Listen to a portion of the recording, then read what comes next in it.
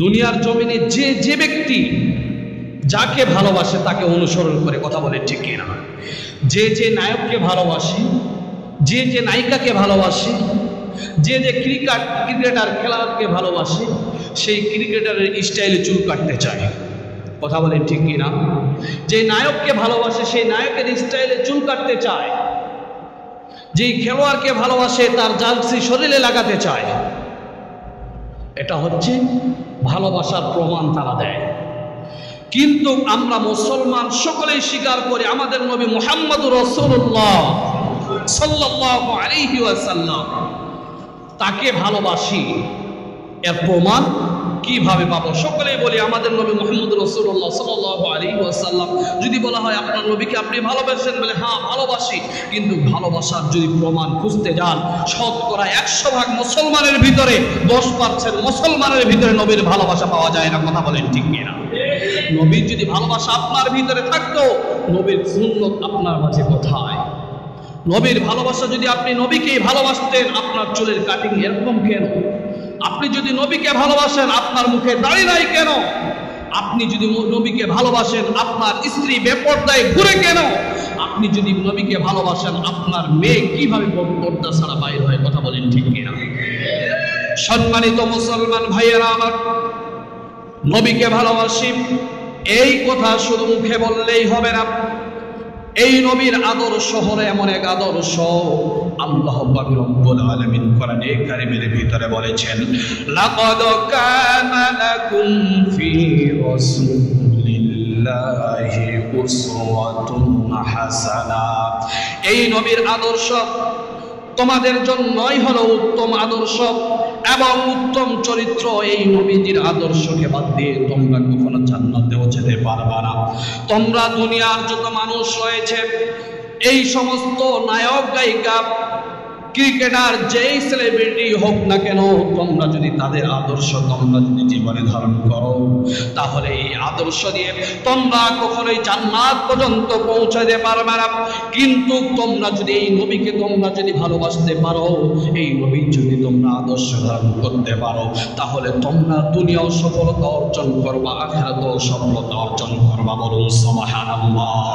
আল্লাহ পাক রব্বুল আলামিন কোরআনে কারীমের ভিতরে তার প্রমাণ দিয়ে দিয়েছেন, قل إن كنتم تحبون الله فاتبعوني يحببكم الله ويغفر لكم ذنوبكم ومن يطع الله ورسوله فقد فاز فوزا عظيما.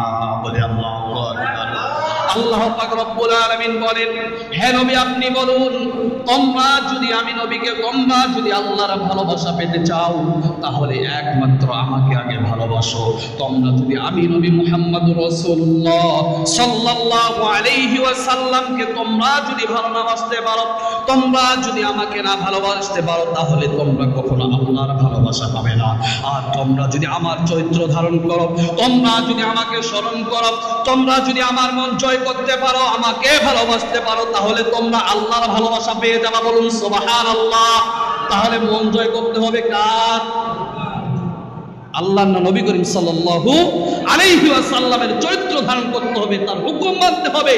তার যদি ভালোবাসা পেয়ে যায়, তাহলে আল্লাহর ভালোবাসা পেয়ে যাব। তাহলে আমাদের মাপকাঠি একটাই, আমাদের নবী মুহাম্মদুর রাসূলুল্লাহ সাল্লাল্লাহু আলাইহি ওয়াসাল্লামকে মানতে হবে, তার সুন্নত মানতে হবে।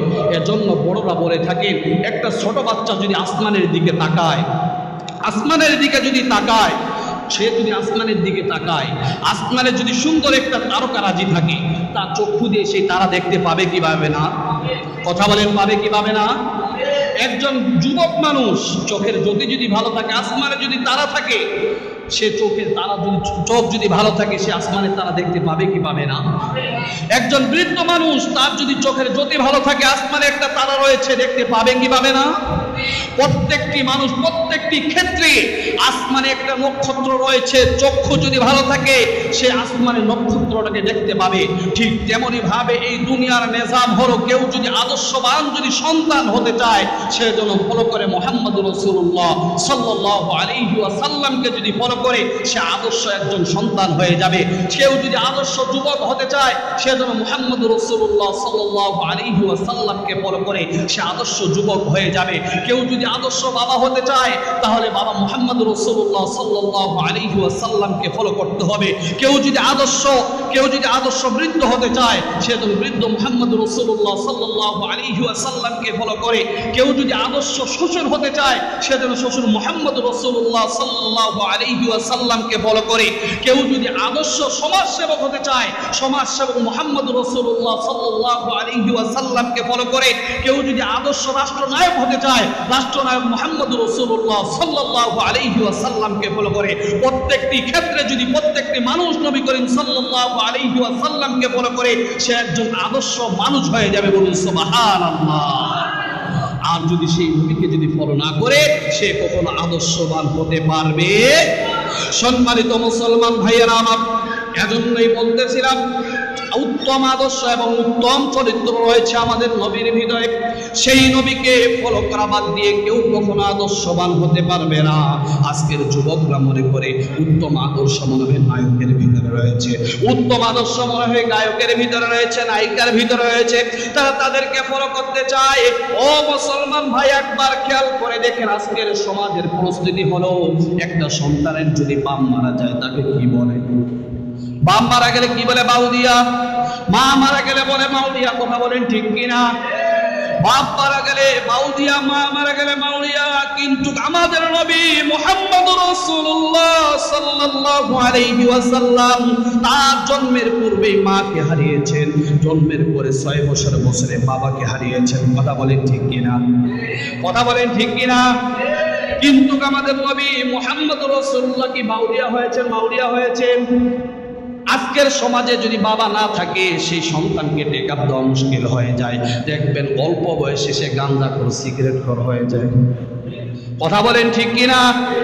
অধিকাংশ যুবক আজকে কি বয়স হয়েছে 10 বছর 15 বছর সিগারেট টানে, আছে কি নাই? 20 বছর হয়ে গেছে গাঁজা টানে, আছে কি নাই? কিন্তু তাকিয়ে দেখেন তার বাবাও আছে, মাও আছে, তারপর সে মাউলিয়ার মতো চেহারা ধরে বেড়ায়। গাঞ্জা খেয়ে খেয়ে, সিগারেট খেয়ে খেয়ে এমন শরীরের অবস্থা বানিয়ে ফেলছে, মনে হচ্ছে বাপও নাই মাও নাই, 3 বেলা খাওয়াও পায় না। কথা বলেন ঠিক কিনা? ও মুসলমান ভাই, একবার তাকিয়ে দেখেন আমার নবীর মা নাই, বাবা নাই, তারপরও তিনি বিশ্ব জয় করেছেন। বলুন সুবহানাল্লাহ। এমন চরিত্র অর্জন করেছেন যে চরিত্রের সার্টিফিকেট আমরা সকলেই নয় সারা বিশ্ব দিয়ে থাকে। একমাত্র উত্তম চরিত্রের অধিকারী হলো মুহাম্মদুর রাসূলুল্লাহ সাল্লাল্লাহু আলাইহি ওয়াসাল্লাম। এই চরিত্র আর কারো মাঝে নাই।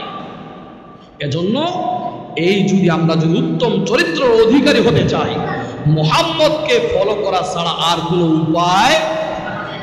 আজকে সিরাতুন নবী সাল্লাল্লাহু আলাইহি ওয়াসাল্লামের এই মাহফিল থেকে একটি কথাই আমার তরফ থেকে আপনাদের কাছে মেসেজ, সেটি হচ্ছে নবীর আদর্শ আমরা নিজেরা জানবো, নিজের পরিবার পরিজনকে শিখাবো, এমন আমাদের সন্তানদেরকে, আমাদের ছেলে হোক মেয়ে হোক, তাদেরকে ছোট থেকে নবীজির আদর্শে বড় করবো ইনশাআল্লাহ।